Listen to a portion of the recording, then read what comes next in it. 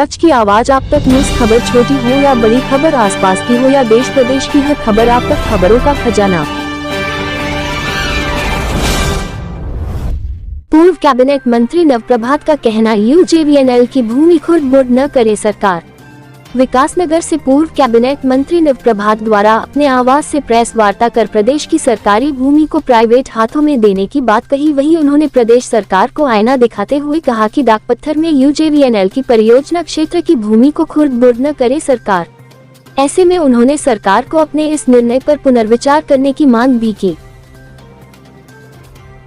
देखिए, investor summit नहीं, investor summit का मतलब ये होता है कि हमारे राज्य में कोई बाहर से आके इन्वेस्ट करे।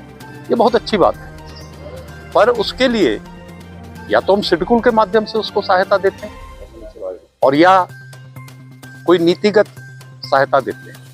यहाँ ये प्रतीत हो रहा है कि जैसा पूरे देश में हो रहा है कि बेशकीमती प्रोजेक्ट लैंड्स को प्राइवेट लोगों के हाथों में दे दिया जा रहा है और वो भी एक क्षेत्र विशेष से आते हैं, यहाँ भी वही प्रतीत हो रहा है।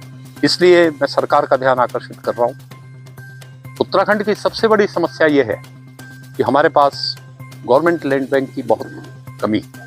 हम उसकी वजह से बहुत सारी चीज़ें डेवलप नहीं कर पाए और जो लैंड बैंक है, अगर हम होटल बनाने के लिए, वेलनेस सेंटर बनाने के लिए, यूनिवर्सिटी बनाने के लिए दे देंगे तो यूनिवर्सिटी तो हमारे यहाँ वैसे ही निजी क्षेत्र में काफ़ी बन चुकी है। हमारे मेडिकल कॉलेजेस बन चुके हैं, इंजीनियरिंग कॉलेज बन चुके हैं। तो ये कौन सा अचीवमेंट गवर्नमेंट देख रही है इस इन्वेस्टर समिट के माध्यम से, मुझे समझ में नहीं आता। मुझे सिर्फ ये समझ में आता है कि जो ज़मीनें उन्होंने छांट ली हैं उनको खुर्द-बुर्द करने की एक पॉलिसी उनके सामने रख दी गई है।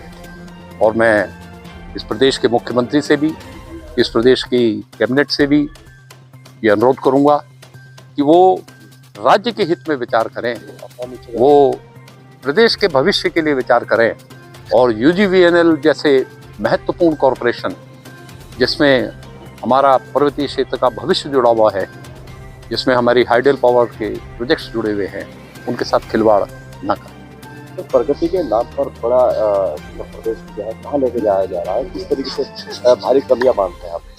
देखिए, प्रगति के नाम पे कोई भी नया कंसेप्ट अभी तक ये लाने में असमर्थ रहे हैं। पर्वतीय क्षेत्र के लिए इंडस्ट्रियल पॉलिसी लाने के लिए असमर्थ रहे हैं। आपका पीछे का आइडिया। और टूरिज्म एक ऐसी चीज है जो अपने आप अपने बलबूते चल रही है।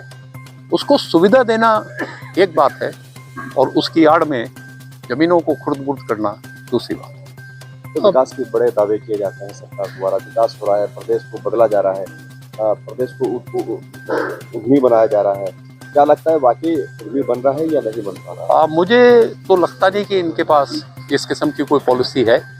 ना ये महिलाओं के लिए कोई नई योजना ला पाए हैं। और जो सबसे बड़ा दिक्कत है, जिसको हम पलायन से भी जोड़ के देखते हैं, वो है उच्च पर्वतीय क्षेत्र में इंडस्ट्रियों को लाना। ऐसा नहीं है कि ऐसा हो नहीं सकता, हो सकता है। खासतौर से आईटी से जुड़ी हुई जितनी चीज़ें हैं, उनका प्रोडक्शन भी हो सकता है, उनकी ट्रेनिंग भी हो सकती है। कॉल सेंटर अगर देहरादून में चल सकता है तो थोड़े से सुविधा प्रदान कर देने के बाद वो चमोली में भी चलाया जा सकता है। स्थानीय रोजगार को हमें प्रोटेक्ट करना चाहिए और हमें इस भावना से कि हम बड़े बड़े कॉन्ट्रैक्टर और बड़े बड़े कॉन्ट्रैक्ट लाएंगे और बाहर के लोगों को यहाँ काबिज कर देंगे यहाँ की ज़मीनों पे, तो वो इस प्रदेश के भविष्य के लिए मैं उचित नहीं मानता। लगातार सरकारी संस्थान जो है कमज़ोर होते जा रहे हैं और प्राइवेटाइजेशन की ओर गवर्नमेंट लगातार उसको और पावरफुल बना रही है। इसको लेके क्या? देखिए, प्राइवेटाइजेशन एक सतत प्रक्रिया है, हमेशा से होता रहा है। डायरेक्ट फॉरेन इन्वेस्टमेंट भी गवर्नमेंट प्रोटेक्ट करती है, पर अगर हम किसी एक इंडस्ट्रियलिस्ट को